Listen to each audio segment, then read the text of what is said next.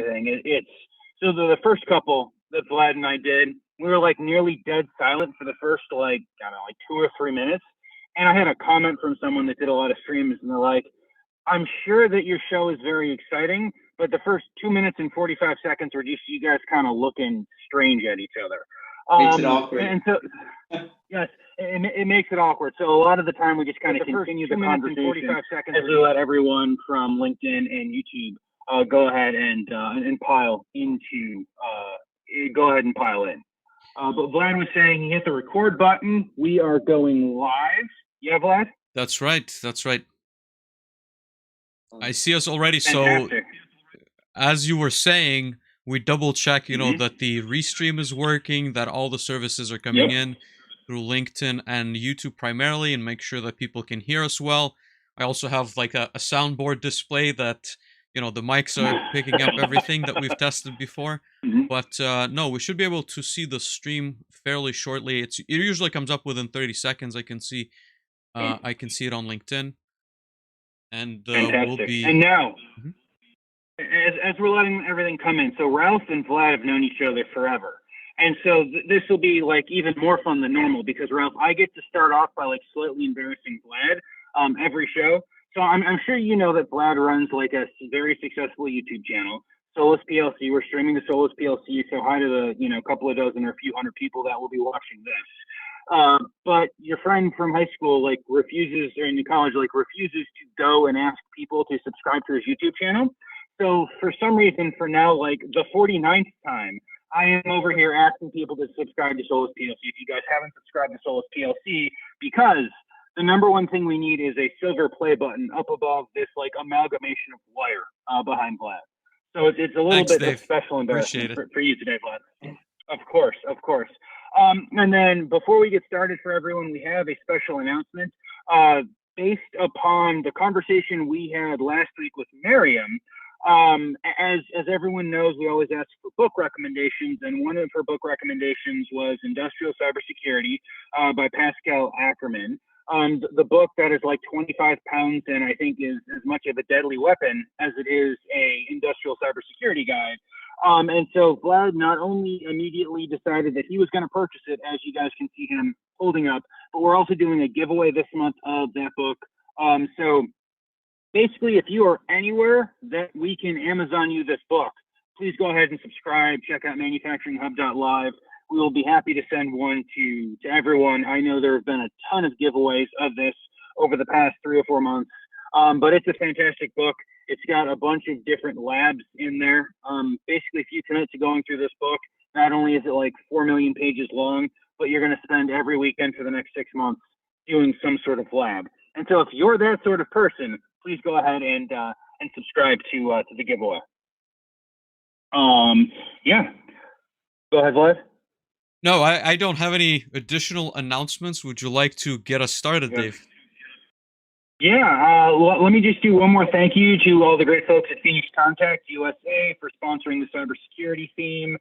We'll talk a little bit more about them as we go through. But yeah, without further ado, welcome to Manufacturing Hub with me, Dave, and this guy up here, Vlad. We have made it to episode 48. We are in the middle of our cybersecurity theme, and we are very happy to have our special guest, Ralph Chammah, on. Now, Ralph is the first in a couple of ways, right? So Ralph is actively working on artificial intelligence. He's actively in the process of a startup, and we've had a couple of startup folks in here before, but we have yet to have someone doing a startup over in Hong Kong or someone agree to come on at 6 o'clock in the morning their time in order to have a conversation with us. So Ralph, before you fall asleep, welcome to the show. Thank you for being here. Thank you for having me. I'm looking forward. Absolutely. Thank you so much, Ralph. Really appreciate your time. As Dave teased out some very interesting discussion topics that we'll have for you today. I wanted to start off by getting maybe an introduction of how you got into cybersecurity. And as Dave mentioned, we've known each other in primarily in college, where we did a bachelor's in electrical engineering, but our paths split where you decided to go and pursue cybersecurity as a career. So I wanted to kind of learn about what that path was like. Definitely, and that's the interesting part where after a couple of years, one way or another, our paths cross, and next thing you know, you had a different background. So how I ended up in the world of cybersecurity. So as you mentioned, we were both doing electrical engineering, and I had finished halfway through our bachelor's, and I was like, this design, circuit design, everything is not for me. There are plenty of people out there that are way better, such as Vlad. I was like, hey, this is not gonna be something for me. And doing the switch at that point was a bit of, am I gonna risk and lose everything I learned? So I went through the engineering school, and then I was fortunate enough to end up in the world of consulting. So I had an internship with Deloitte, and obviously in my head at that point was, how does consulting fit with engineering? So it was really completely new to me, the world of engineering. And I was doing my internship, obviously there's the opportunities that came along, and I had received an offer to join their cybersecurity team. And at that point, in terms of knowledge, in terms of knowing what cyber was, I was completely off. I barely knew how to write spell cybersecurity. But for me, it was a question. Okay, cybersecurity is a very hot topic, and it's definitely something that's gonna just keep on growing. And that's where really I did the shift. And being in the world of consulting has its pros and cons, but it's definitely somewhere that you could learn a lot. And the fact that you get exposed to different clients, different industries, different sectors, is a lot of visibility into how cyber fits into all this. And in terms of the technical knowledge, it's usually depending on your career path, but there's a lot of technical and hands-on experience. So there's a lot that you learn while you're on projects, while you're delivering helping clients from a cyber perspective. The theory part, as much as it's going to remain theory, but key was really the on project basis. So as I progressed in my career with Deloitte, it was also a question of doing a move and expanding my expertise, and left Montreal, joined the Hong Kong practice with Deloitte, and came to Hong Kong. And Hong Kong is known as an innovation hub, especially around the world of fintech. And it's one of the hubs for APAC as well. So I took this opportunity to help Deloitte grow their cyber analytics practice, and even got to a point at that stage it's where, okay, there's still more into the world of cyber to take advantage of and be innovative. And that's where I decided to venture off and start a company that basically we do software development and consulting. And that's where the AI and all the recent innovation and tech fits in. So that's in a nutshell how I ended up in Hong Kong in the world of consulting cyber. Oh, there's a ton to unpack there, Ralph. But I want to start from the beginning when you had to make the switch from engineering into cybersecurity. I wanted to get maybe a little more details on what that learning curve was like, because I think that a lot of engineers are in a similar position, or someone who's trying maybe to change their career later in life is looking into cybersecurity as one of the fields of interest.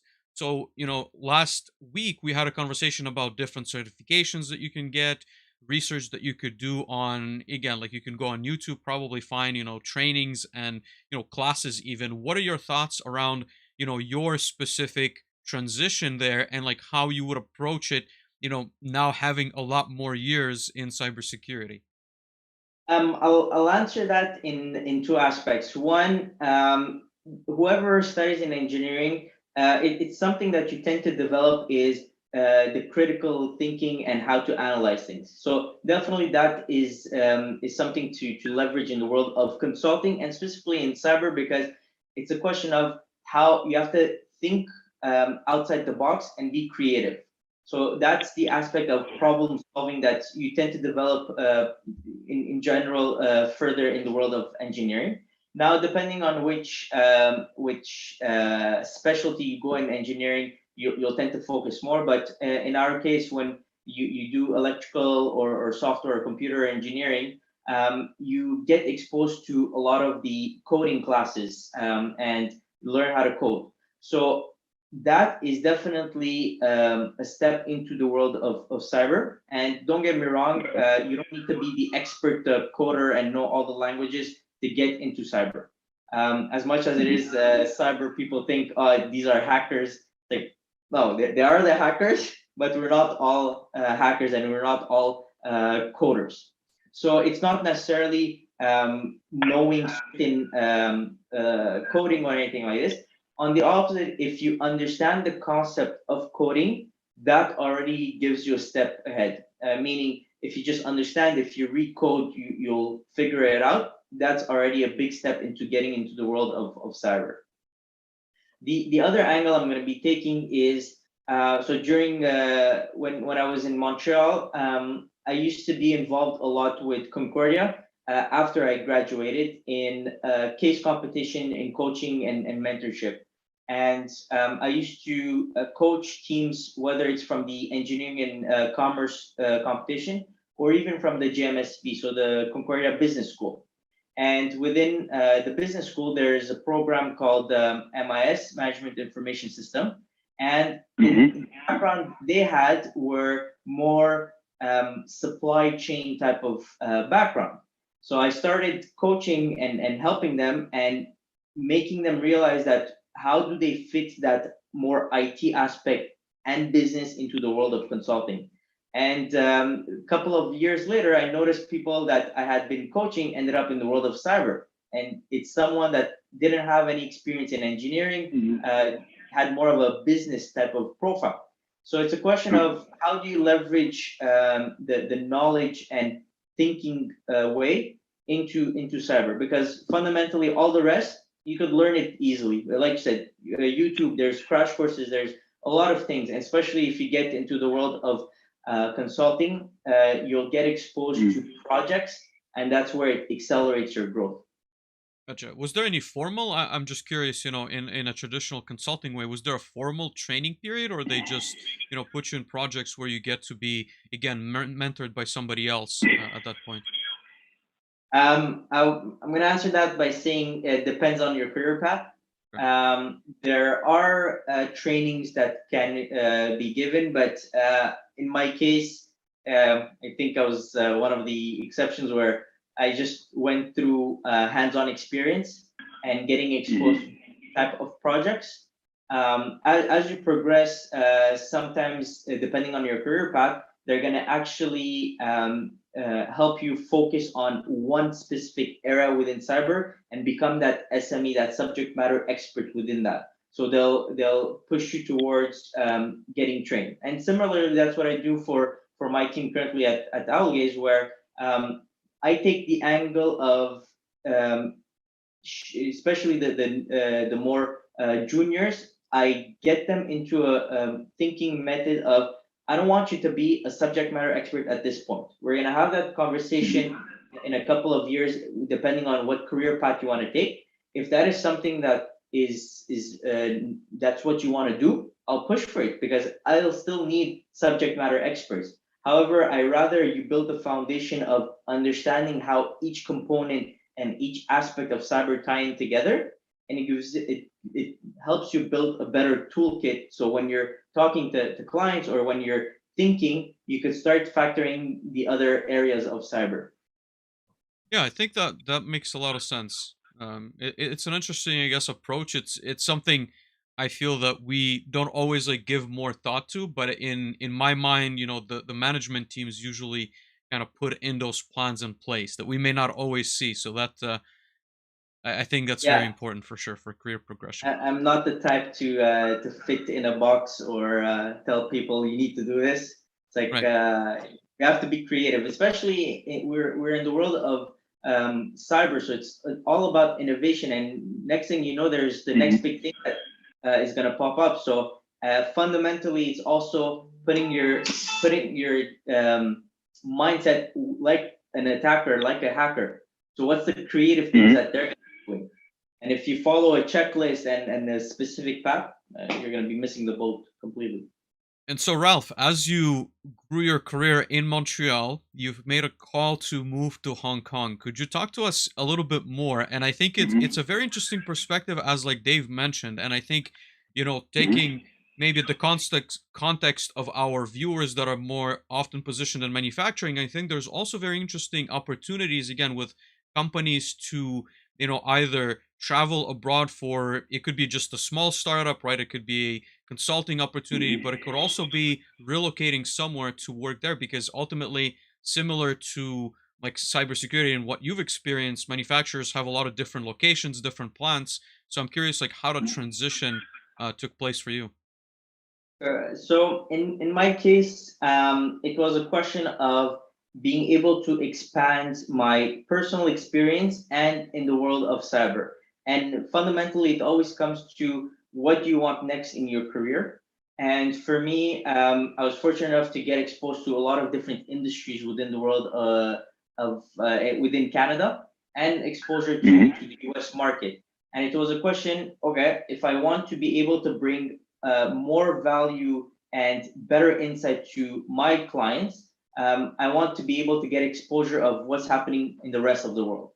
And funny thing is that for me, when I moved to Hong Kong, I've never been to Asia.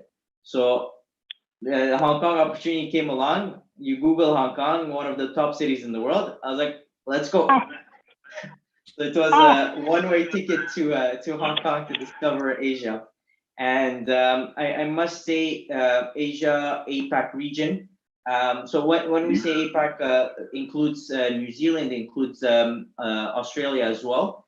And there's a different type of landscape here when it comes to innovation, when it comes to cyber, and how you even interact with clients and the culture. So these are things that factor in, and that's what builds your experience, both professional and on a personal aspect. And to your point, Vlad, in terms of people in the world of manufacturing, one fun fact that I was actually reading not too long ago is the global IoT market size in smart cities.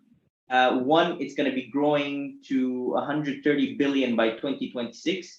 But the other interesting fact is that among the regions that is going to help propel this is APAC regions. And within Asia Pacific, there's an emerging market in smart cities. China, Japan, Singapore are the ones that are developing a lot of these components and have a lot of manufacturing in Asia. So it is definitely interesting from a market perspective. And a lot of people that might be thinking of doing a move, they really need to think outside the box and go for it, because there's a lot of opportunities that you don't even know or hear about until you start just basic Googling and looking a bit of the landscape from a market perspective. So maybe in my advice to people that are looking into that, if they just start looking on LinkedIn and jobs and all that, you're going to have an image of it. But if you're going to start looking at a move, maybe start researching from a market/business aspect of what are the industries, what are the big players, and then that's going to lead to, okay, now I know there are these big players around the Asia Pacific market in the world of manufacturing.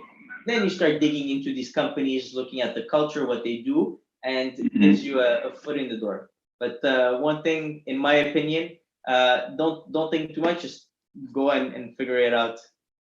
We do tend to overthink things a lot of times. I would definitely agree with that statement. But Ralph, I guess now that you are, and I guess very experienced in different fields of cybersecurity, of working with different clients, I wanted to get your, again, outside perspective of what does that engagement look like, right? So again, you can probably give it to us from like a manufacturing standpoint, or even like a medical, a hospital. Obviously, not divulging any client's information, but when you come to a client, first of all, what are some of the thoughts that they are expressing to you, and what are some of the initial steps that you would take to, I would say, I guess, understand the problem and then come to a resolution that is worth, I guess, their engagement. So maybe in order to tackle this topic, I'll give a high level of to the audience of there is the world of IT, information technology, and then there's the world of OT, operational technology. And OT is where this fits into the world of industrial controls and manufacturing. And as much as it is the majority of the landscape over the last decade was all around IT, but with the advancement in the industrial control landscape and the interconnection between IT and OT, that's opening doors to the risk and the cyber issues that are coming up. And I'm sure a lot of people hear the headlines between Colonial Pipeline not too long ago, and actually I was mentioning today we jumped on the call in Germany last week, oil tanking, oil and industry business, complete IT disruption. It was caused by a cyber attack. So my point in all this is the cybersecurity aspect that touches IT and OT is agnostic of industry, of size, and wherever you are globally. And you did touch upon the world of the medical field. And that's something maybe we'll dig in a bit further, because that's going to lead to other topics in the world of the medical field. But how clients would reach out to us in terms of, hey, Ralph, how can Owlgaze help from a cyber perspective? I'm in the world of OT. Fundamentally, all organizations have their IT infra, and depending on what you do, there's the OT. And in the world of in APAC, I would say, there's Macau. Macau is one of the I would say the Las Vegas of Asia, and it's one of the big casinos. They have plenty of casinos, so OT does fit in the world of casinos as well. And without realizing it, it's machines that are connected to your network. And one fun fact, I think it's a couple of years ago in the US, one of the casinos got hacked, and surprisingly, it was through their aquarium. And their aquarium had a thermometer that was an IoT device connected to the network. There was a loophole of vulnerability, and someone took advantage of it. And what they gained out of all this, it's not disruption of anything. They actually stole the VIPs and VVIP data of their clients, which is the most critical asset data for casinos. So it's more of, I'm not necessarily going to disrupt your environment. Let me try to steal something that's going to hurt you financially and benefit me from a business perspective. Because you could probably sell that data too, right? I mean, there's going to be parties that would be paying top dollar for that information. Yeah. And that's the interesting part of cyber is, what do you do with this data? Is it a question of selling it? Is it a question of using it with malicious intent and trying to harm these people? Or is it going to be used to create business? So is it a question of, I'm going to use this more IP type of data to compete against you and have an edge because I know what you're doing? So depending on which angle and the intent people have towards data, it all depends really what you're going to do with it. And so what would be, let's say, a facility of that nature, right? Like let's even take the casino as an example. I would assume that after that attack has happened, right, there was probably a leak. I don't know if it was immediately revealed to the media, right, but internally they probably knew before it was released to the public. And so what would be, let's say, a response of when they reach out to you and tell you, like, there's been, a breach, like, what can we do? What would be the first steps or thoughts or like actions, that you would take? So that's where the world of consulting in cybersecurity comes into play. And as much as it is the world of consulting, whether it's cyber or in general, they tend to be labeled, oh, these are people that fluff and it's all PowerPoint presentations. But as much as there's more than that, and especially when it comes to cyber, we actually help them from a technical perspective. So yes, we are consultants, but we bring technical expertise and actually deploy technical solutions and security solutions. So in cases, whether it's the casinos or in the medical field, and it's not even, I'm not going to even look into, are you OT, are you IT? I'm going to first, if the scenario that you mentioned, they got breached, what do they do? My fundamental question is, do you have an incident response plan? And for you to be able to build an incident response plan, meaning I got breached, I have a ransomware, what do I do? Is the foundation. And all this is basically reverse engineering of, okay, for me to be able to build this mind map of taking a decision and the incident response of, do I pay this ransomware or not? You have to start going layers above of, okay, what data do I have in my environment? What are the types of backups I have? Given the industry I'm in, given the location, the geolocation I operate in, do I have any regulatory compliance that I need to adhere to? So depending on your industry and depending on where you are globally, sometimes you need to disclose to the regulators that there's a breach if it exceeds, for argument's sake, 50 people or 50 end users. So depending on your industry, you need to also understand, do I need to disclose? I don't need to disclose. What do I need to disclose? So understanding that, and that's how we tie in data into data privacy, understanding your landscape from a privacy perspective. And for you to be able to understand that, you also need to understand what data are you actually collecting. Once you understand what data you're collecting, then you could also put the different controls in place to protect this data. And one of the biggest fear or problems that organizations face, and maybe this is more around the small, medium enterprises, but applicable to large organizations, is I need to put protection on everything. And it's not the right way. It's understand what you currently have, and if it's data that is publicly available or if it gets leaked, it's fine because it doesn't have an impact to your operations or to your clients. You don't need to put all the full-fledged security controls in place. Try to focus and understand what you have, then put the security controls in place. And then that ties into how do you manage identities. And identities could be, how do you manage the identities of your clients? And how do you manage the identities of your team internally?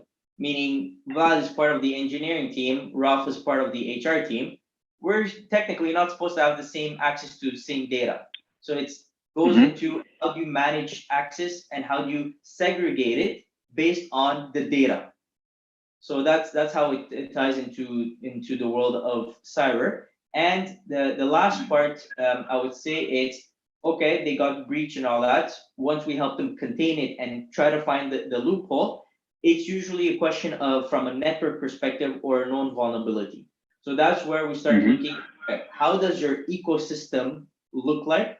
Where is what's connected to what?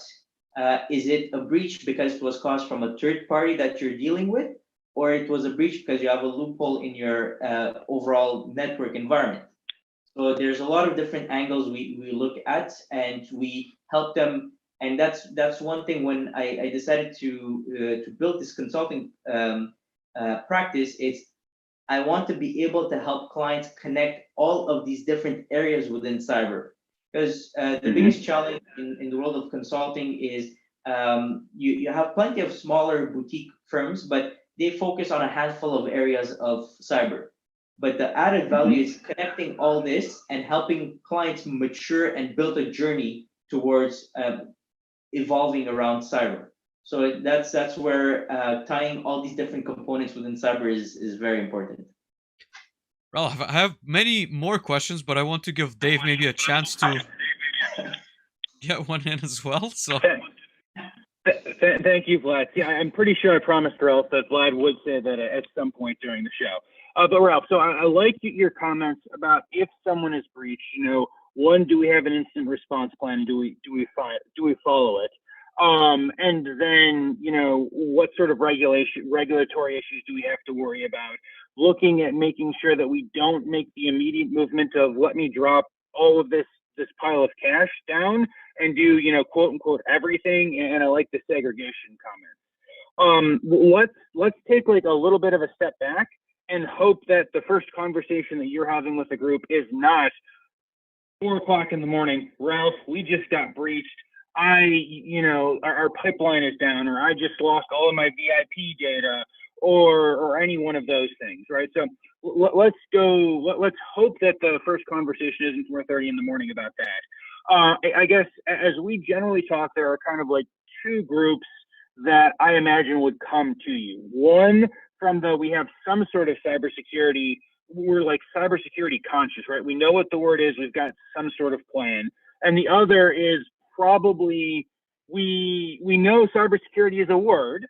We haven't gone any much further than that. So kind of what is your normal kind of starting point, either from the consulting side or as like a general conversation that you would have with these groups? And I guess the reason I say that is I imagine that most of the people listening fall into the category of we are semi-cybersecurity conscious to we know cybersecurity is a word, but I don't think we do very much to help ourselves around it.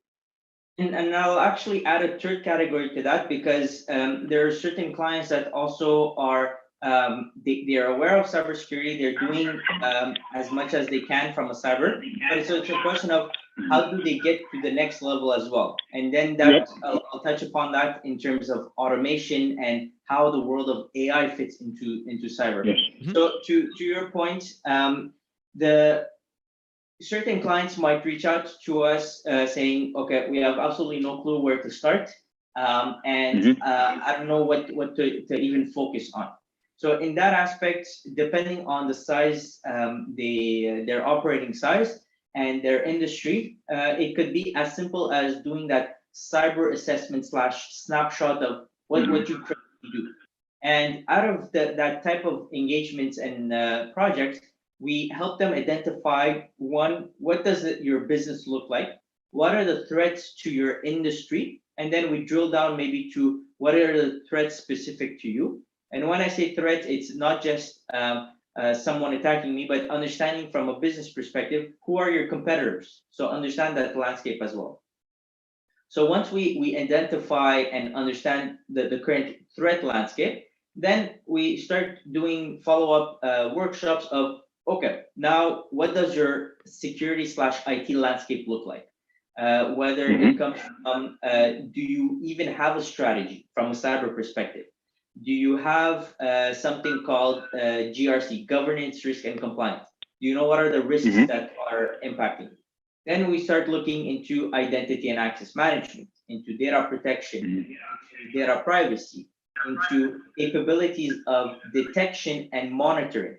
So the smaller ones or the less mature, I'm not going to necessarily say smaller, because some are, whether they're well-funded or have been established for a while, never looked into cyber.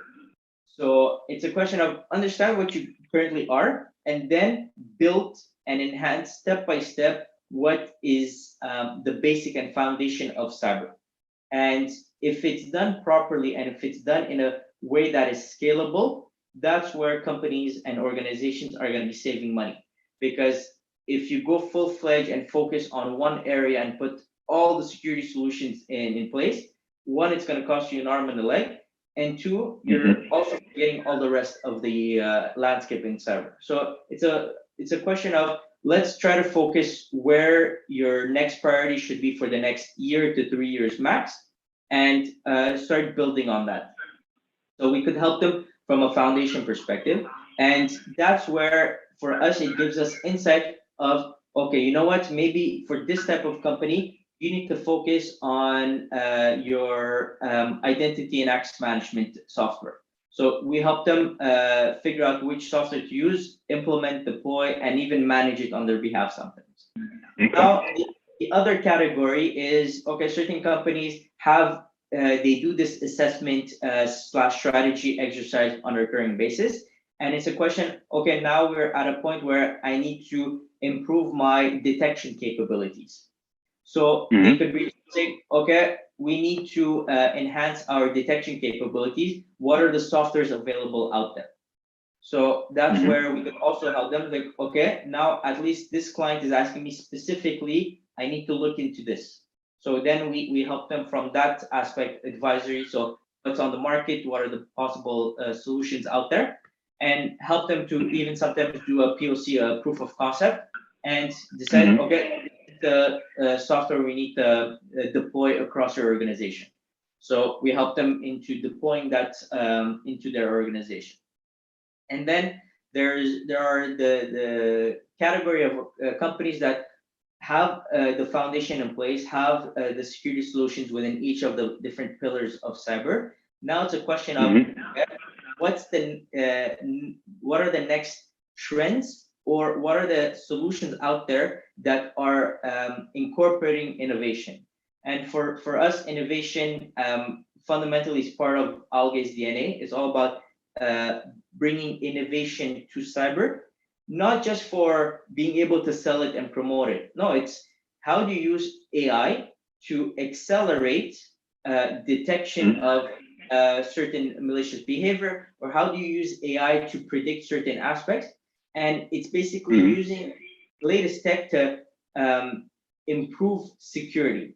And maybe I'll touch upon the software we built.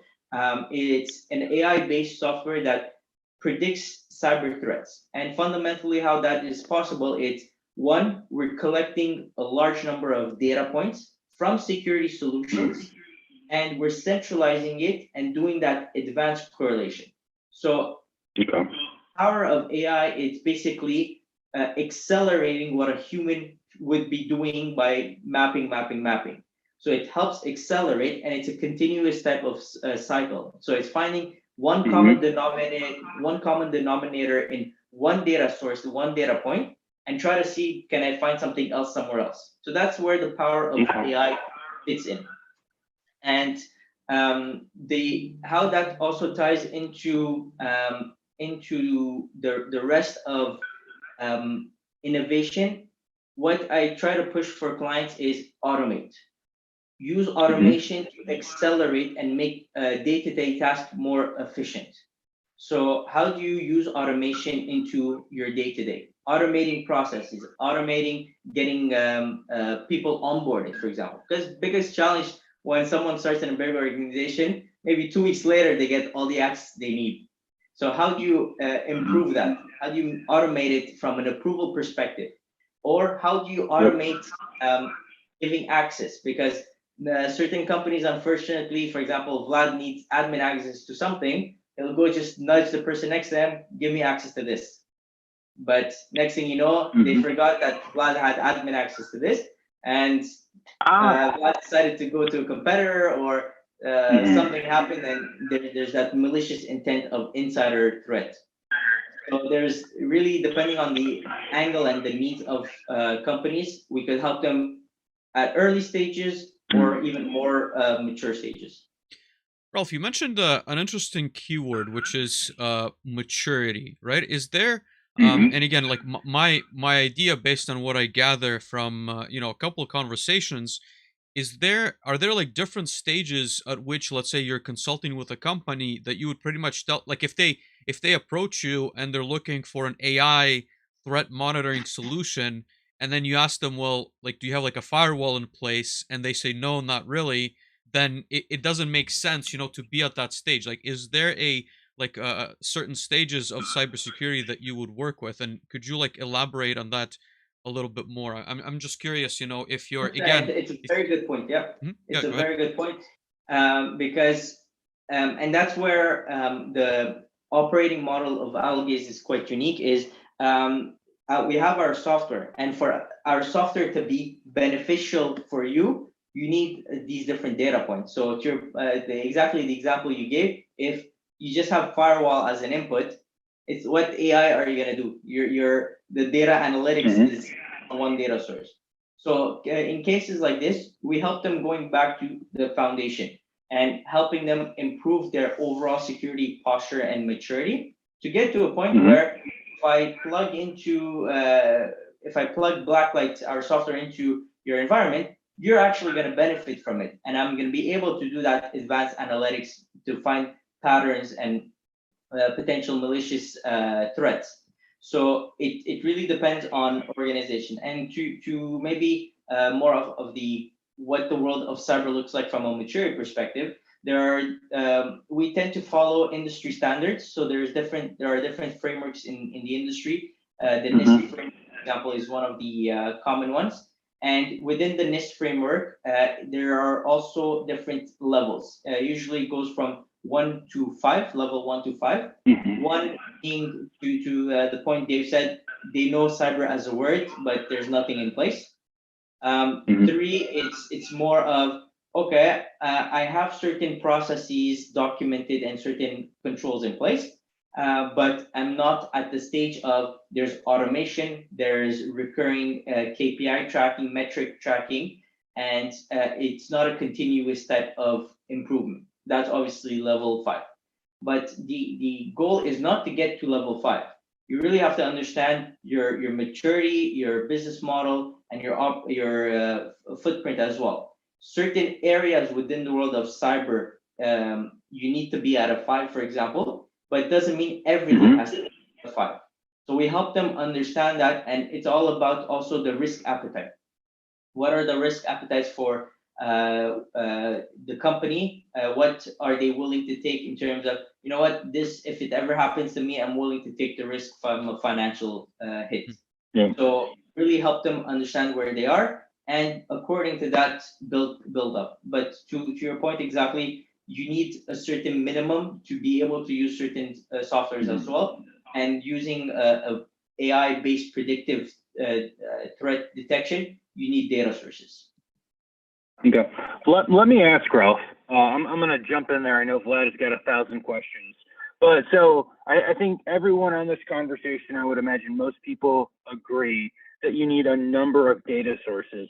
But I feel compelled to ask, like what is the number, the quantity, what is the type, what is the minimum or ideal numbers and types of data sources that you guys are looking for before you can pull it in to run your AI on top of it to do that predict?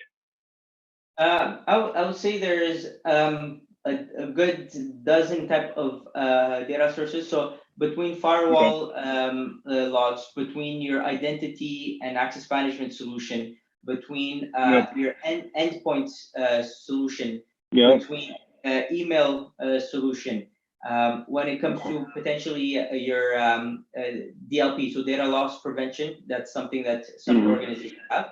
But we also look at, for example, your CMDB. A CMDB is basically an inventory of all the assets you have. So that's an input that your AD is an input. So there's a minimum handful that we use to be able to do correlation. And the power of Blacklight is I'm not going to look at just one data source. The point is one data source, for example, in an endpoint solution, will give me information specifically to that. And I need to take this and start correlating it with another type of information. So it's building that story behind it. So to your point, there should be at least anywhere from maybe 8 to 12 different security solutions in place. And the more mature ones, we don't only look at security solutions. We look at also, for example, to HR systems. How can I get info from their HR system? And I'll give you the example where I'm picking on Vlad, but Vlad puts his resignation and he has a 1-month notice, for example. That is good input because usually what people do is they start gathering all the documents they've been working on, or if they're going to the competitor, start gathering this. So we start looking at it. Okay, there's a flag where this employee put their resignation, and let's start maybe looking if this person is going to start all of a sudden downloading large quantity of data, or uploading, or sending from the corporate email to a Gmail account. So that these are inputs that we look at. And again, all this is feasible with the power of AI.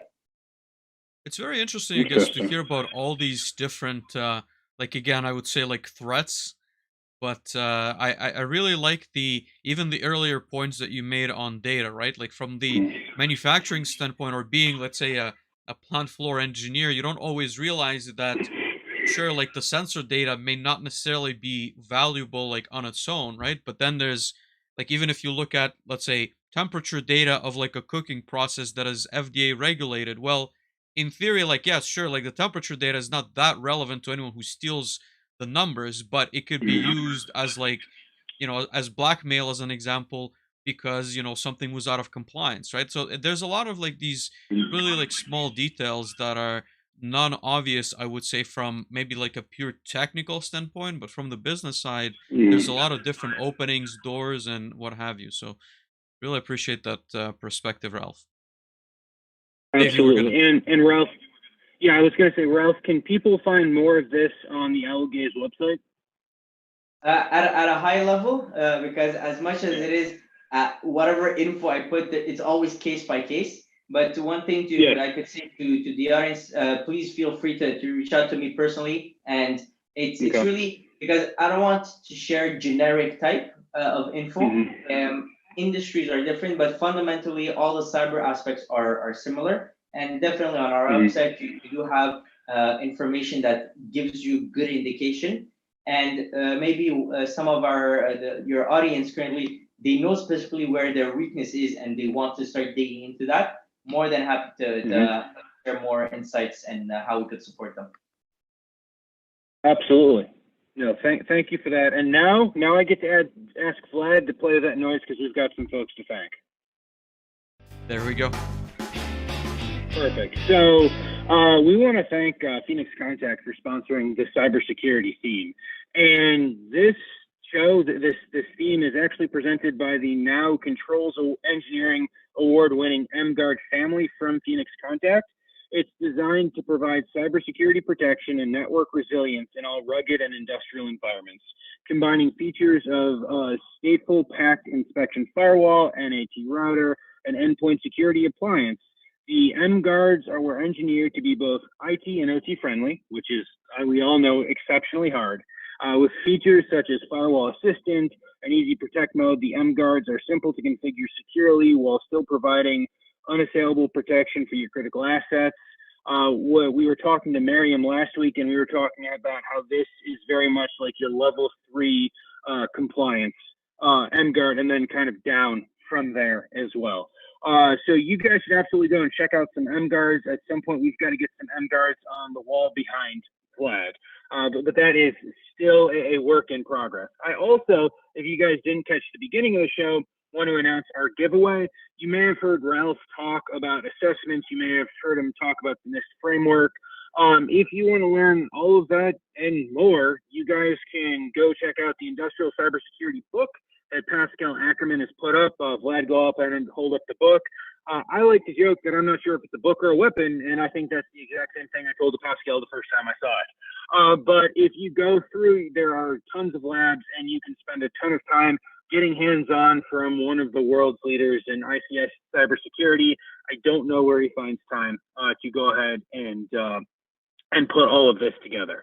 But no, so thank you very much, Ralph. I think that this is very exciting. Yeah, I think you have a very broad kind of background, and let's go back to kind of one of the earlier points when Vlad was asking about how you got into cybersecurity, and you made some very good comments of how you were doing your EE, and then you kind of made the change and you got into coding, and you didn't necessarily have a lot of certifications, but you did some work on MIS, and you saw a lot of those people move into cybersecurity.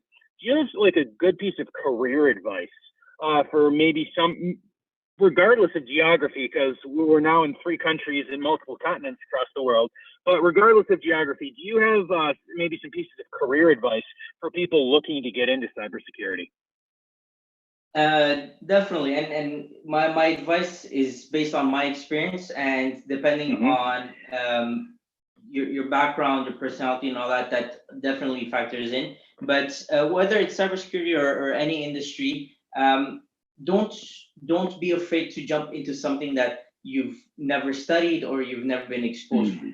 Nowadays we live in an era of, you could find crash courses left and right, and one thing that I would definitely recommend is talking to people within the industry and learning from their career path or their mistakes, because that fast tracks your ability to understand. And another piece of advice is, don't necessarily stick to one person's opinion or one person's perspective. Try to gather the different backgrounds and how these people ended up in the world of cyber. And another aspect is, for example, my juniors, when I get campus recruits, fresh grads, I don't necessarily look for engineering backgrounds. I look for people that are open-minded, that are driven as well, because in the world of cyber, you need to keep learning new things. And it's a question of how can you use your analytic thinking to think outside the box. So the juniors I have part of the team are not necessarily people that have studied or have certificates in cyber. They are people that think in an analytical way to be able to get that full idea landscape and all that. Because all the rest is technical. There are plenty of certifications. There are plenty of crash courses to be done. And it's a question of, once you get into it, then you start maybe focusing on one or the other. I think that makes a lot of sense. Ralph, I wanted to, before Dave gives us a few other formal questions that we always ask, I wanted to ask you, we talked a little bit about this off stream, and I think, talking about the medical space a little bit more, because I think we don't often realize, again, being in a manufacturing space, if data gets, let's say if there's ransomware, or even, I don't know, the PLC programs become corrupt, we can always restart the machinery, right? So there's a monetary value that is lost. But ultimately, in the medical space, it's interesting because you brought in like some numbers too and mentioned how a lot of machinery coming into hospitals is now becoming part of, again, like their networks. I think we don't always realize it, but all the critical pieces of machinery are going to be on the like internal, like web space. Either it is like for monitoring, for data, for, like having a central hub. What are your thoughts like around that space and just in general, I guess, ideas on security there? This opens up to different aspects, and I'll start with one fact that I had read. 53% of connected medical devices and other IoT devices in hospitals have a known critical vulnerability.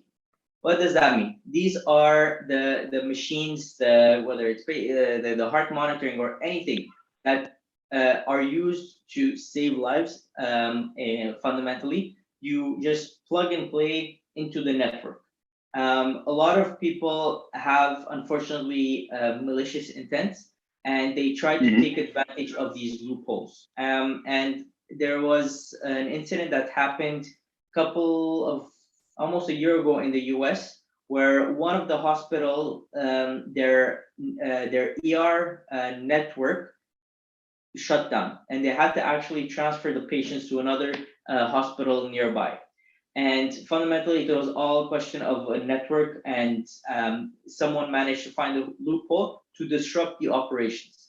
And getting into the network of the hospital, that's where it touches the medical devices. Because certain medical devices, they might be compliant from all the regulatory and health perspective, but how does the medical device have, in terms of software bugs or vulnerabilities on that aspect? That's where the biggest gap is, and the challenge on the market is, how do you continuously test this, and how do you make sure these are fit for purpose and are secure? Because certain of these medical devices might be just telling you if this person's heart is good or not, for argument's sake. Other ones might be collecting data, and health data is very important. So that's where the regulation of HIPAA comes in place, of and PHI, personal health information. So how do you manage that? How do you protect the data of your patients? because last thing you want is to know that this person has that disease and this disease and all that. So this is really personal information that can be used for research perspective, but also could be used to blackmail people. So there's that always that malicious we look at. So the world of the medical field is definitely something that is a big concern from a data perspective and from a disruption, because the disruption in that aspect, it's potentially the life or death of a patient. So the world of medical field and the hospitals is a big concern from a cybersecurity perspective. Yeah, and it's very interesting. As I keep re-emphasizing like the importance of data, I think it's just going to keep growing, and it's important to make the distinction between the different areas, right? Like me and Dave spoke to an R&D director from FedEx, and again, they have very critical like personal data, but also again data that they generate as part of the operation. So it's very interesting, I guess, to kind of think about these different aspects as that like data pool continues to expand, they continue to add new devices, and like what ultimately it's going to take to secure all of that information. So definitely really appreciate the perspective on that. Absolutely. And I will make the comment that I had made to Ralph earlier. I think that on the medical side, that might be one of the scariest things, to have 53% of devices open, because many of those devices are pacemakers, many of those devices are insulin pumps, many of those devices are life support critical for people. And so to throw back to the NIST framework, one of their questions is typically, what is worst case scenario if there were to be a hack at your facility and it goes from kind of nothing to people die? And when we look at when we look at medical devices, if they get hacked, there's almost the only answer is there's the opportunity for people to die or many people to die. So I would think that is a very scary thing. And I would say that as we continue down the technology standpoint, we have to become more and more careful. And this may sound strange, but I'm going to say maybe we have to be careful as to what technologies we deploy, and deploy slightly older but much more stable technologies as opposed to the newest, latest, greatest, because even the older stuff we have critical flaws with, right? We have opportunities to get hacked. With the newer stuff, they may or may not have gotten tested completely well. But looking towards that, Ralph, I want to ask you a question that I haven't prepared you for. But what do you imagine that the future is? So you're currently building an AI solution, right, to go ahead and predict, and there's some amount of detect in there, I'm sure. Do you imagine that is going to be the end goal, that we fulfill, kind of that NIST circle, the NIST framework, and we are able to kind of feed all of that information eventually seamlessly back together? Or do you imagine that a lot of the next 5 to 10 years is going to be kind of those endpoints, those firewalls, those active directories, kind of that blocking and tackling? To answer that question, it's from a software perspective, but also it's a question that cybersecurity is not a one-time type of initiative. You have to continuously do it. You have to do continuous checks and validations, vulnerability testing, and all that. So if people think that they've done one project and they're all safe, by tomorrow it might be outdated, to exaggerate a bit. But it's a question that you need to continuously look at cybersecurity and adapt to the changing landscape. And from a tech and software perspective, so our software, Blacklight, is addressing one aspect of the world of cyber, and that's how do you centralize and correlate all your different security solution data to have better visibility into your network. However, there are a lot of industry softwares currently out there, leaders that are doing great. They have great products, whether it's the endpoints, whether it's the firewalls. So it's a question of if you need to continuously adapt. And this goes to your point where why we decided to build this software, because with my technical background and the team's technical background of using these legacy type of softwares in the world of SIEM, we know there are limitations, and it hasn't evolved in the last decade as it should be, using latest tech and all that. So as much as it's not just putting the buzzword of AI, you have to really embed it part of your architecture. So our current software focuses on one area. All the other softwares, I know big companies are looking into automation as well. And what they're also looking is how do we integrate easily with different data security solutions? Sorry, not data, with different security solutions. And that's how it brings value to the client, because you start building that ecosystem that one software talks to another. And another aspect is use the latest innovation if it brings value. Because for us, we're going to be looking at building another software in the upcoming year to two around identity and access management. And fundamentally, identity goes hand in hand with blockchain. So how do you use blockchain to actually integrate it into identity and security? So it's not a question of, oh, let me plug in blockchain in everything I'm doing just for the heck of it. No, it's bringing value. That's where the benefit is. Agreed. I'm thinking, Ralph, this isn't the first blockchain conversation we've had around people on the show, but it may be the first time the word blockchain has been mentioned live on the show. So I think you're just checking all of those boxes. Thank you. Thank you for that. I think one more word up my sleeve. Perfect. No, I think that's very interesting. Vlad, do you have any last questions before we go ahead or maybe Vlad, you can ask one last question before we go ahead and wrap up with Ralph. Well, again, I think like to continue the conversation on the future, Ralph, did you want to talk a little bit more about the metaverse? A conversation that we slightly had off stream, but thoughts maybe again, maybe from a cybersecurity standpoint of the future. And as much as for audience, it might sound, oh, they're just plugging all the buzzwords, but it is the era we're living in. It's becoming our day-to-day interacting with blockchain. If you're into crypto, the e-wallets and all that, you're actually using it on a day-to-day. So it's a question of get awareness around how can I use blockchain from a security perspective? Are there loopholes, gaps in the world of blockchain?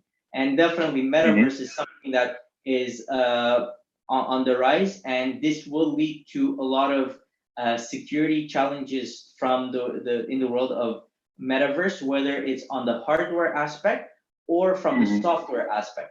So definitely this would be a topic for us to dig into it further. But the metaverse is something that will lead from a cyber perspective to new challenges, new risks. But the metaverse can also be used in the context of how do you accelerate the investigation of cyber incidents and from a cyber. So there's the pros and cons of how to use it on a day-to-day. No, I think that's a very interesting perspective. Again, I think there's other groups already having the conversations around, what the metaverse is going to come in and potentially solve in the manufacturing space. I think, again, based on our conversation, it's still early to for sure say like what it's going to bring, what kind of threats they're going to be, but it's ultimately will be touching us in one way or another. So it's important, again, to at least, I would say, like be aware, start like reading up on it, like and understanding, again, what is possible. And it might not be the metaverse as perhaps portrayed by Facebook, but it will still bring in other technologies and I think accelerate the adoption of like VR, artificial intelligence, machine learning, and a lot of the, like, I would say, like other complementary services that come with that, including cybersecurity. So really appreciate the perspective on that. No, absolutely. We appreciate the additional buzzword, Ralph. Maybe we'll just title the show Ralph's Buzzwords. But no, I think that the metaverse could, to Vlad's point, help bring in some of those AR, help bring in some of those VR solutions, help bring more technology to the plant floor, potentially help train people in front of systems like it's going to look like, and they can put on goggles and be immersed. For me, one of the reasons that I've been bullish on AR and VR for the last couple of years, and I think that that's poised to explode, is for those. And if the metaverse and kind of the consumer tech pushing industrial tech or enterprise tech helps us get there. I think that we as an industry, or we as a series of industries, will absolutely be much more the better for it. So thank you for that, Ralph. So I'm going to go ahead and jump into the slow rapid fire questions that we normally ask. Ralph has already gotten us with the career advice a couple of times. So thank you for that, Ralph. Next up is a book recommendation. And so I like to title this the hashtag not sponsored Audible ad, where I ask you for a book recommendation, and most of the time Vlad's going to go buy it on Audible, but some of the time he's got to go buy it in physical paper form because it's not an audio book yet. So do you have a couple of good book recommendations or content recommendations, things that you read that were powerful for you? Definitely, and in this case, they're all Audible, and that's something that it's practical nowadays. You just walking and you listen to a book. In my context, I'm going to recommend 3 books that are not technical books. So it's not something that's related to cyber. Three different ones that one touches upon if someone wants to venture out and go into the world of entrepreneurship and startups. One is going to be around culture and mindset of the team. And the third one is going to be, again, around mindset, but how do you enable yourself to get to your next stage? So starting with the last one in terms of day-to-day, it's called Atomic Habits from James Clear. And it's a book that basically helps you to focus on your priorities and get habits that will enable you to get to your next goals. So it's really more about your mindset and your day-to-day habits. And atomic habits, meaning there's a lot of small things that we do on a daily basis. If you just change these, next thing you know, a couple of weeks later, is like, I see a change. So that's something that definitely it's a good reminder for a lot. The second book is No Rules Rules. It's from Reed Hastings. It's the culture of Netflix. Very interesting of how they became successful, going from DVDs to one of the largest streaming industries. So it's a culture of keeping top talent and high performers. Because nowadays we're getting faced with the challenge of we need hands. But very interesting fact where at a certain point in their growth, there were 120 employees / engineers. They reduced it to 80 engineers, and their productivity increased and their revenue increased. And they realized it's a question that there might be influence from others or the top performers are actually doing other people's work as well. So it's a question of have a mindset of top performers, giving also the accountability to not just C-suite level, but your management team as well to take decisions, and that enables growth for everyone. And finally, the last book is The Cold Start Problem from Andrew Chen. And this is in the world of startups and the challenges you would face with the cold start. So gives you perspective of how do you start venturing out? What are the things you have to keep in mind when you're doing a startup, the network and stuff like this. So it's a good read / listening to the world of entrepreneurship. Interesting. And as always, we'll have those links. I was just going to mention, we'll have those links once we post the full episode. We'll have those links in the footnotes. And if you're listening on like Audible, it's going to be in the description for the podcast as well, in case you're trying to find the link and the title. Appreciate that, Ralph. Absolutely. Yeah, Ralph, I think all of those were very good recommendations. 2 out of the 3 have been on my list of things to read / listen to for a while. And that list just continues to grow and never seems to go down fast enough. So thank you for those. I think those get bumped back up towards the top again.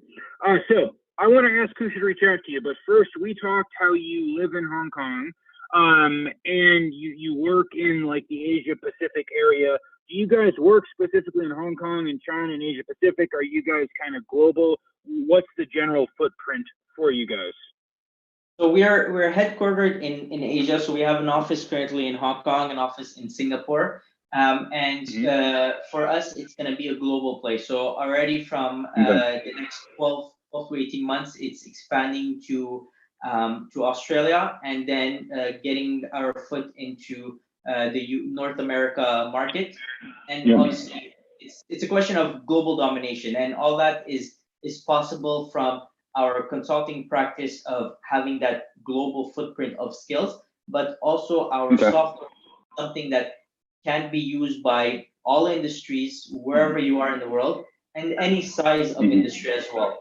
So it's something that we're building it, and part of our mission of Owlgaze is really bring cyber to companies and be industry leaders and be able to advance the industry. So from a footprint perspective, we're global.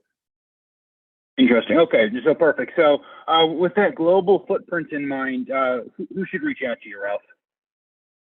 Who should reach out to me? Well, first of all, whoever wants any advice or dig into all the topics we spoke about, but more from a cyber and the business aspect of it. People that are in the IT teams, in the security teams of the different companies that are looking to continuously improve their cyber, or even just to understand their cyber needs. And either people that are more from an executive level, so either the CEOs, CFOs, CTOs that are mandated, for example, a CTO that's mandated to do a digital transformation. And for the digital transformation to be successful, there's cyber that needs to be part of this entire journey. So from a background perspective, any leadership role that is looking into digital transformation or implementing new security features, or even deploying any type of software in their environment, that's something I would love to have discussions with. And finally, it's also organizations that want to increase their capabilities from a detection and monitoring perspective, and are looking for a software that can be that command center for them. That's a conversation we could have, and how Blacklight could help them in their journey. Perfect. I certainly really enjoyed our conversation. Thank you so much, Ralph. Sure. I think getting the light from so many different industry was very interesting. Again, understanding the different components of that journey, but also some of these subcomponents such as data and AI was really eye-opening. And I really hope that our listeners benefited from the conversation as well. You can always, again, we'll have Ralph's LinkedIn profile posted in the discussion notes underneath the video, or if you're listening to the podcast, in the footnotes if you want to reach out and connect with him directly. But thank you, Ralph. Thank you, everyone who's been listening. Any last thoughts, Dave? I'm going to say, if you guys have made it through, thank you guys so much. Please remember to do that like and subscribe. You guys can rate us on Apple Podcasts. That's what we're calling it now. You guys can rate us on Spotify. You guys can rate us on Audible. Those likes and those shares help so much. We have been growing hugely month over month over month, and it's all because of you guys. So thank you for continuing to listen. And like lots of podcasts say, please send it to a friend. I don't know how many people who have friends who are into like really super nerdy things like this, but like maybe send it to the people who live on either cubicle, or back when we were in office, lived in either cubicle of you, if you think it would be of interest. You guys can catch all of our information, manufacturinghub.live. Again, we are giving away Pascal Ackerman's new book, Industrial Cybersecurity, in February of 2022. So please go ahead and check that out and continue to check back. Our goal is to give away something. I think we're going to try every month of this year as we continue to grow. But until next Wednesday, we'll see you guys all soon. Thank you. Thank you, everyone.